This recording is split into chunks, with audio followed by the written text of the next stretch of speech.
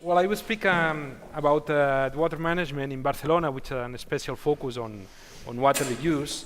Please let me give some background about Barcelona and the Catalonia region. Catalonia is this region, as you may know, in the north of Spain. It's bordering France to the north and the Mediterranean Sea to the east. A region with 7.5 million inhabitants. And Catalonia is divided by an hydrological division, as you can see here, where all of the population is in one side and all of the water is in the other side. So it's not very clever. But Barcelona is in this area of the eastern part. It's an area with very scarce water resources, where the main users are urban and industrial, while the western part of Catalonia has a lot of water, and there are very large irrigation districts that are the main consumer. So this is how the Barcelona water supply scheme works. Barcelona is taking water from two rivers, from Llobregat River that flows very near to Barcelona, and the Ter River, which is 100 kilometers north and is the main source of resource for Barcelona.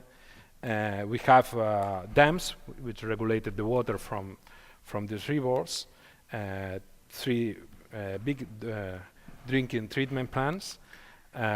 These rivers also feed two irrigation districts, one in the Ter and another one in the Llobregat. And recently we have also two desalination plants. So Barcelona has been using this water and has been diverting water from the Ter River during the five last decades. Now there is a growing unrest about this situation because people in the north, in the Ter River, feels that this diversion is impeding the achievement of the ecological goals that the Water Framework Directive establishes, and in addition, that is it's bad for the farmer irrigations that have to share their water with the city. So this is a situation that is recently causing concern in Catalonia, and that must be addressed in the future. And this is our rainfall. We have a Mediterranean climate, which a very variable rainfall. The average is not so bad. We have around 600 millimeters, but only 20% of this water is useful runoff, because the 80% goes for evapotranspiration because it's a warm climate. But the main problem is that it's very unreliable, because during drought periods we can have around half of the water, half of the average. No? One curiosity here is that the maximum record is followed by the minimum record, so we have really a crazy climate. Well, we use dams to regulate these flows. But another problem is that our dams are small. Due to orographical reasons, we can not achieve a big storage capacity, and we have capacity for 1 year of surface consumption. So if we have a 2-year drought, we have really troubles and we have to make some restrictions to the consumers. And after the year 2000, we have a very problematic series of droughts, because we have 4 droughts in 10 years. And the last one, the drought in 2008, was very severe. It was a 2-year drought that really put the Barcelona water supply at the stake, very near to the situation of emergency. Even it was water was carried on boats, which is quite a desperate measure for a city of 3 million inhabitants. So now in Catalonia there is a widely shared consensus that the reliability of the system must be improved, and that the diversions from the Ter River should be reduced. But how to achieve this? Here is not so much consensus. As you know, the water issues in Spain are very emotionally charged, and when we go to water transfers, politicians used to be very scared, because these are debates that had a very high political cost. No? Of course, there is one solution that you could imagine, that is to modernize the irrigation districts on the west part and take some of the water savings to the east part. But this is a water transfer. And as I say, water standards are very controversial in Spain and in Catalonia. So for the moment, for the time being, a water supply diversification strategy has been adopted, which is giving good results with 4 components. One is seawater desalination. Of course, there is not a limit of how much water you can get from the sea, but as you know, seawater desalination is very expensive and very energy consuming. So we are changing water scarcity for energy scarcity if we use too much seawater desalination. So it will not be sustainable to bet all to desalination, no? And we try to use it in like a small part of the big picture. There is groundwater recovery. In Catalonia, we have a strong industrial sector that now is very environmental friendly, but in the 80s it was not so much, and many groundwaters are polluted. But today, technologies allow us to recover groundwater that was polluted in the past, and we have recovered during the last years 240 wells that were closed and that now can be treated to obtain drinking water for the population. And there are water reuse and water conservation that are the main policies, and I will speak a bit more about this. Well, water conservation has been also a strong issue in water policies in Barcelona and in Catalonia. And as you can see here, from 2002 until now, there has been a steady reduction in water consumptions per capita. In 2002, we were using 145 liters per inhabitant a day, and we are now using 113. So it's around a 25% reduction in the household consumption. And in Barcelona, the consumptions are still lower and are bordering the mark of 100 liters inhabitant per day. Of course, the urban plan, which is quite compact, helps to achieve these low consumptions. And you can see here also that the droughts have been a powerful driver in achieving reductions in the consumptions. We have the last three droughts have been useful to reduce water consumption, and what is more important, the reductions achieved during the droughts have lasted after the drought has finished. So the attitudes are changing, and water conservation is very present in the everyday life, in the families, in the schools, and I think that is a very good sense of the true value of water in Barcelona. And there are also tariffs. No? As you see here, the last reduction in water consumption is not associated to a drought, but to a change in the water tariffs. Water tariffs in Catalonia are very, very progressive. Water gets more expensive as you use more of it. And there were 3 blocks until 2012, and in that year we introduced the 4th block in the water bill for consumptions over 200 liters per person a day. And as you can see here, after the introduction of the block, the effects were immediately patent because this segment of consumption almost disappeared in Catalonia. You can see here a bit more about the tariff structures. This is the water tax. This is our sole source of revenue, and this is the rest of the bill, including the drinking water charged by the council and the sewage tax. So you see, as you use more water, the water gets more and more expensive, no? And it's really expensive to use water, for example, for landscape irrigation, for a particular household. So if the average is not so high, it's about 260 euros per cubic meter. If you are in this zone, in this part of the bill, these last cubic meters are around 6 euros. So it's very expensive for high consumptions. Well, and I get now to water use.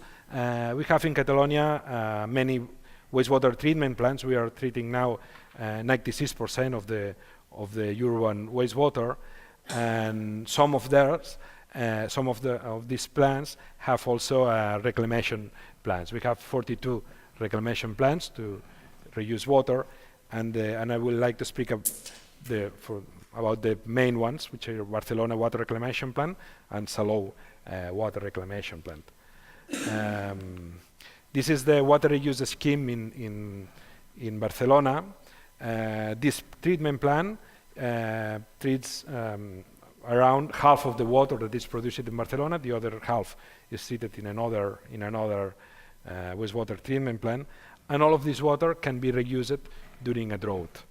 You can see here different uses for the water. One use is farm irrigation, because this irrigation that normally uses water from the river can substitute the river water by reclaimed water. So this saving water for the river that can be used for the drinking water treatment plant. And there is also environmental river flows, so the water, instead of being discharged to the sea, can be pumped downstream of the drinking water treatment plant. So there it can substitute the environmental river flows, and all the water of the river can be withdrawn to use in the drinking water treatment plant. There are also the possibility to feed artificial wetlands that during droughts get very dry. And there is one use of semi-direct potable reuse. If the drought goes very severe, we can pump the reclaimed water upstream of the drinking water treatment plant, so it can get mixed with the river water, and both, this mix, is treated to obtain drinking water treatment. This scheme was implemented during the drought of 2008, but in that year it only works for a few weeks because the rain put a halt into the drought.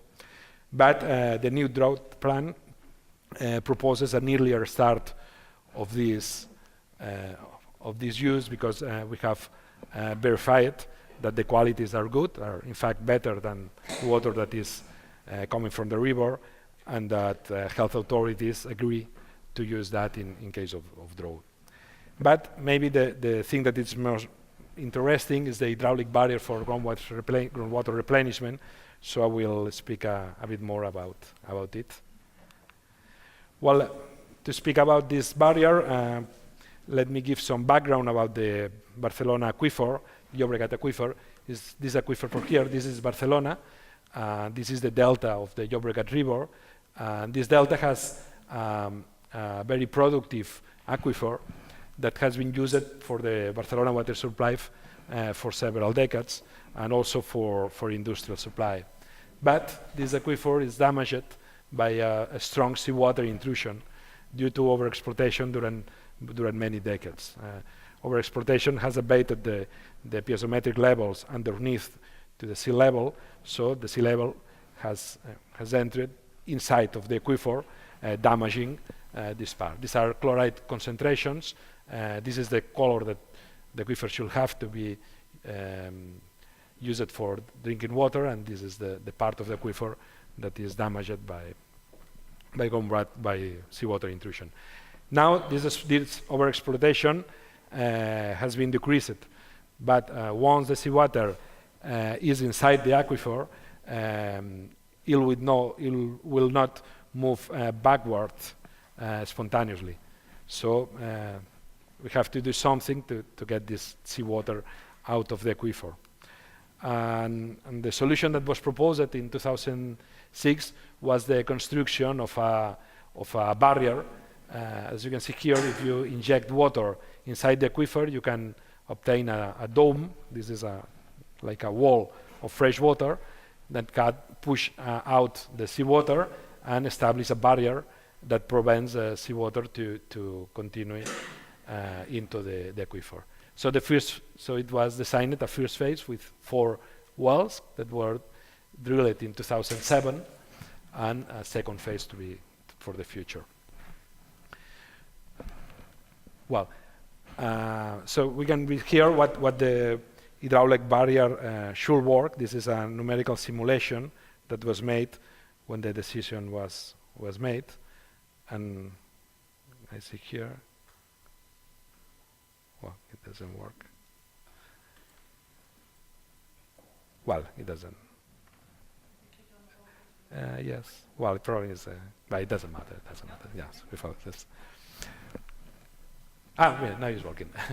Yes, this is the barrier, and as you can see, the fresh reclaimed water makes a barrier.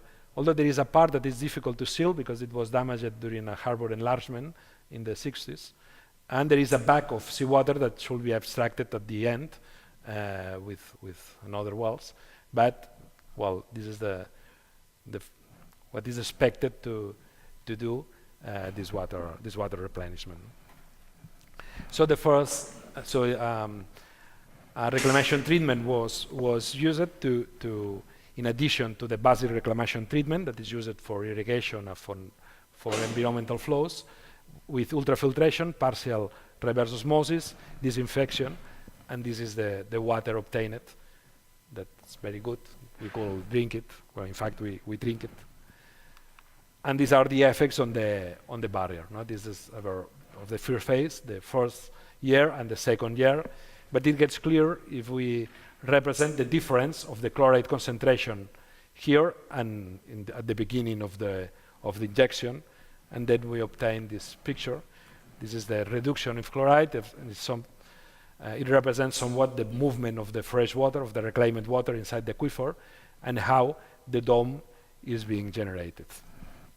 So the barrier was working fine, and the second phase of the barrier was commissioned in 2009, and we have now 15 wells for injecting. This second phase was built in April 2010, and it worked during 1 year, but as Jonas will have said, the best solutions rarely get real, and the injection was stopped after 1 year of working due to financial constraints. You know about the debt crisis that affected many southern European countries, and all of the water tax was used to repay loans to the banks, so we have to stop the barrier. But we are now moving out of this problem, and by mid-2016, by mid-year, we will resume injection. So we hope we achieve the 15 years that are necessary to recover the aquifer. And this is this is my final slide. This is another project of water reuse that recent that I think is interesting. This is in a city that is 100 kilometers south of Barcelona, in Tarragona or Salou, which is the zone. It is very water stressed because it hosts at the same time a big petrochemical complex. This is the biggest one in the southern Europe, and also this crowded beach of Salou, which is a tourist resort which gets around 2 million visitors each year. So there is a strong competition between tourism and industry about fresh water. And this project was to overcome this situation by reusing the water, the urban water that is treated in the urban wastewater treatment plant. So a new reclamation plant was built in 2012 with an intensive pretreatment and double pass reverse osmosis. This is quite innovative because there is no ultrafiltration before the osmosis. There is a conventional treatment, but with several barriers. And this water is given to the petrochemical industry that then can free the drinking water that was being used until that moment, and this water can be allocated for the population. So it's a substitution, and the most important attractive of this water is that it's very low salinity because of the double pass reverse osmosis achieves a water that is 30 microsiemens per centimeter. That is a water that is very useful for the petrochemical industry because they can use it many more times in their refrigeration towers. They can get almost a closed cycle. So 1 cubic meter of reclaimed water can substitute 2 or 3 cubic meters of drinking water. And well, these are our experience, so thank you very much. Thank you. Any quick reflections from anyone in the audience who's working with water here on a daily basis? No one works with water? Yes? You have a reflection or question? Here you go. I don't work with water, but I am a student of water. So yes. I'm always interested in issues dealing with resource recovery or water reuse or wastewater reuse. And I'm wondering, in your case in Barcelona, are you also using this reclaimed water for potable reuse, or it's simply for injection into the wells and for industry? Because in some cities that have tried to use wastewater for reuse for potable water, they have this problem of the social factor, the yuck factor. Oh, I can't drink something that came from my toilet, even though technically it's actually what happens after the water goes through all the treatment and back to the seas and all that. But are you using some of the wastewater reclaimed for potable, or it's simply for industrial reuse and for the hydraulic barrier? Thanks for your question. We are not using reused water in a regular basis for drinking water purpose. We use for injection. This is regular use of reclaimed water, but the use for direct potable reuse will only be done during droughts. During severe droughts, the water is to be pumped upstream of the drinking water treatment plant, and then we will use it to produce drinking water mixed with the river. One thing that helps to do that is that our river has, Llobregat River,